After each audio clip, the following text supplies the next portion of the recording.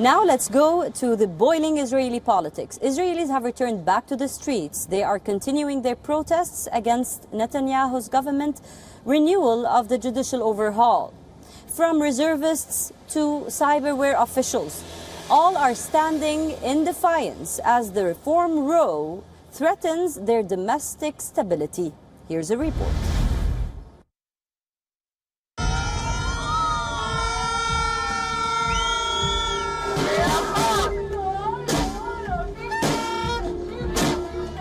Israel stands at a critical juncture, a moment that will go down in history as a make or break for Prime Minister Netanyahu and his ultra-conservative coalition.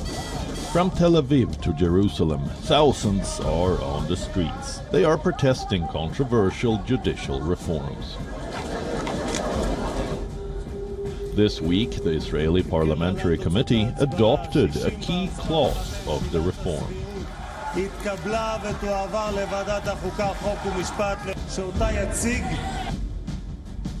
It would limit the reasonability clause that allows the judiciary to strike down government decisions. The bill now goes for its second and third readings as it continues on its path to become a law.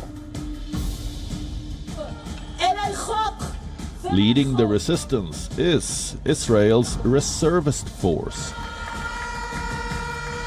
More than 10,000 reservist soldiers, including members of the elite intelligence unit 8200 and Air Force pilots, have signed an online petition to go to war for the soul of the nation. They threaten to boycott their reservist duty if the bill goes further.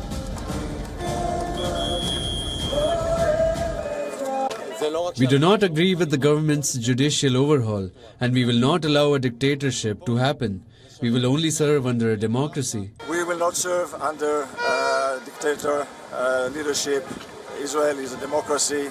We will serve Israel only if it's a Jewish democracy, liberal country. The country's military establishment has also pushed back against the protesters. Army Chief Herzel Halevi warned that anyone who calls for not reporting to reserve duty harms the Israeli forces and the security of the state. The seeping of the constitutional disputes into the military has jarred Israelis. It was long seen as an apolitical melting pot for a fractious society.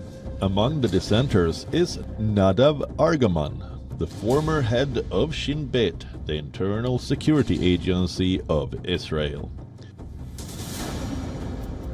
He leveled withering criticism at Netanyahu and accused Netanyahu of preserving his ruling coalition of ultra-nationalist and ultra-Orthodox parties, not the state itself. He expressed worries that Israel might be on the verge of a civil war. The protests in Israel have made news across the world. Its longtime ally, the US, has urged on the coalition to hit the brakes with its overhaul. And this week, the Israeli president was in Washington when the protesters flared up. When asked about the tensions back home, he called the heated discussions a proof of Israeli democracy.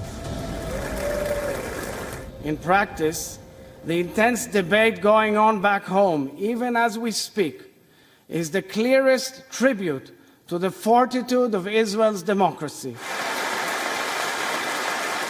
Israel's democracy has always been based on free and fair elections, on honoring the people's choice, on safeguarding minority rights, on protection of human and civil liberties, and on a strong and independent judiciary.